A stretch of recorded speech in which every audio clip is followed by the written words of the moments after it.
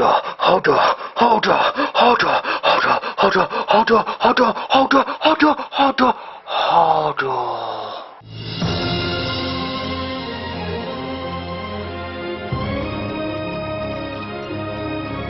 Hello and welcome to a special Game of Thrones video blog. We've got some new members with us today. Why don't you introduce yourselves? I'm Robb Stark. I'm Tywin Lannister. I'm Varys. And I'm the Doctor. So it's been a busy week for me really.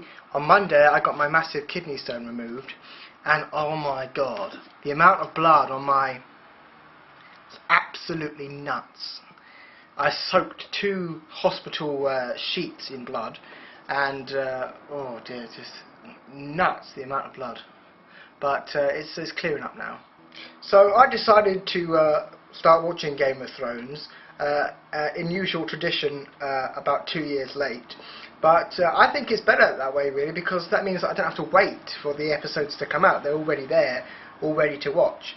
I'm on Series 6. I've just started Series 6 of Game of Thrones, so I haven't quite got to the end yet. But I noticed that the last 2 seasons only have a couple of episodes in them, so that means that it probably is coming to an end, which is tremendously sad. So the reason I'm making this video today is because I've been collecting these Dark Horse figures. They're more like statues really, because they're so damn big. And today the final one came, which is Joffrey, who I actually ordered first, but it's actually come last. I'll have a good play with him later. Yes. I mean, these figures. I mean, the figures are a big thing, because you know, when I watch a really good series, I like to have some sort of memento of them, and action figures is you know, quite a good thing. But with the Game of Thrones, some of them are absolutely dreadful. And the top one is the dwarf. I cannot find an action figure with Eagle Moss or Dark Horse that actually looks like him. I mean, they all look absolutely astoundingly terrible. So I don't know how long it's going to take me to find one that actually looks like him. And to be honest, I don't think many of the others do either. I mean, I've got 5, and these are the ones that I most think look like the characters. But I haven't found a Jon Snow that looks like Jon Snow yet. So it might take a little while. So people who watch Game of Thrones, you know, the first thing is, everyone's a bastard, and all the women are whores. That's basically Game of Thrones, isn't it? That's how it is. There's a lot of sex in there. One of my favourite sex scenes is the one with Joffrey, when he has that prostitute and Ros, and he explores all these desires that he has. And also, of course, all the gay sex scenes that are in there. There's one gay sex scene quite early on which I found quite enjoyable, which was the one where it's Renly and Loras, and he kind of just slowly undresses him. That's a very nice scene.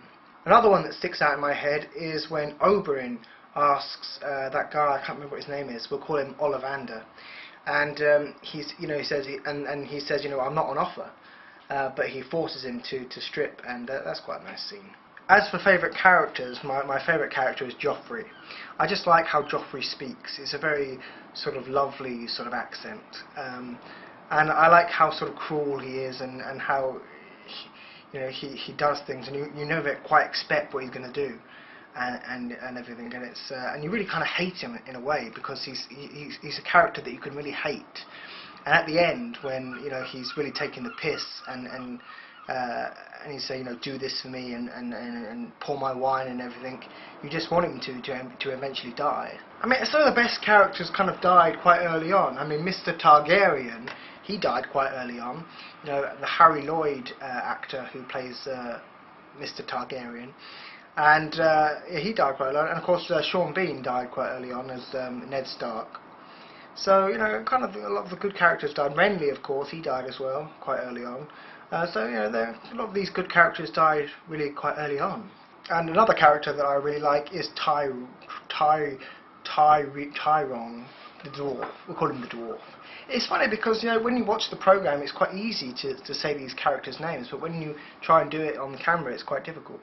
The dwarf, I quite like the dwarf. He's probably my second favourite character. I liked him in the earlier series because he was more sort of funny, and now he's got a beard, which I don't like at all.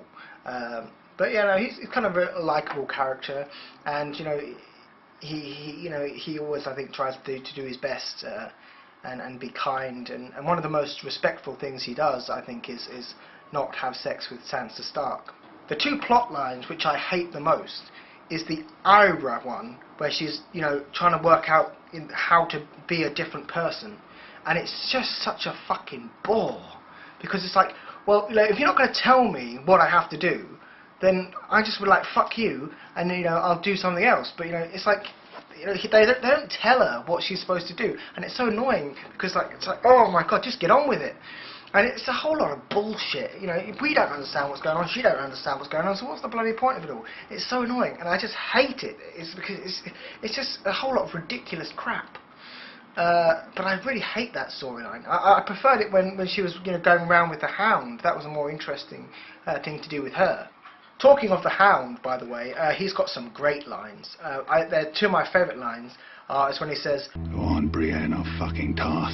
And one of my absolute other favourites is when he says, "I don't care if he hates your friend. We're not going in there." And the other plot line, which I find really tiresome, is the Daenerys one. I can say Daenerys. That's quite an easy name to say.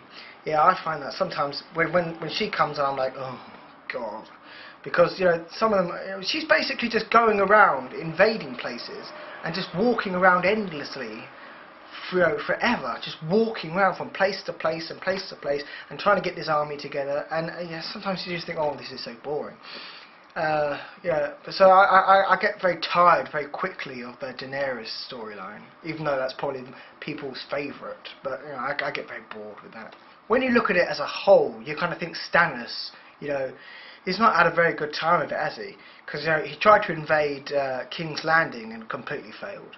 And then he tried to invade Winterfell and completely failed. So he's not had a good time with it. When they're trying to attack King's Landing, and they use the wildfire, and it's just so good, because like it's like a victory straight away, you know, because they use this wildfire and it's not expected, and it just causes this enormous explosion and kills all these people off, even though, you know, about 5 minutes later there seems to be still a lot of people there. But, you know, it's just an epic moment. And one of my other favourite scenes from Game of Thrones is when Walder Frey totally massacres a whole bunch of main characters. When I watched that, I was completely taken back. I was like, what? Why is he murdering everybody? And, you know, it's like, I didn't expect that at all. Maybe it was obvious that that was going to happen, but I did not expect it at all.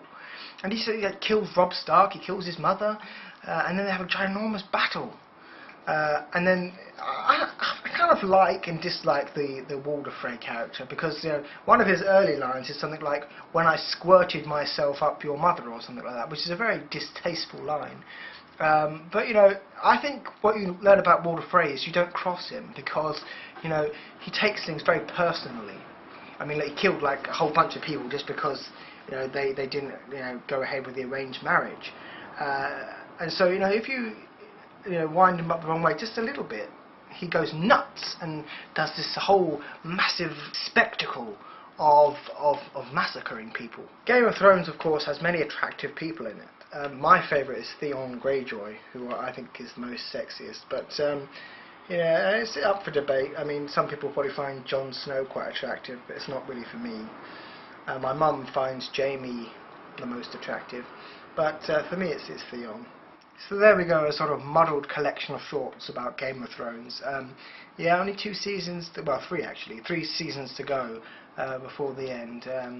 So at the moment I'm at the stage where Jon Snow's just been killed, and there's that famous line, "For the watch, for the watch, for the watch." And yeah, I think he's going to come back in like 2 episodes time, so we'll all look forward to that. So all that's left for me to do is take my Joffrey out of his box and have a good play with Jack Gleeson. You know nothing.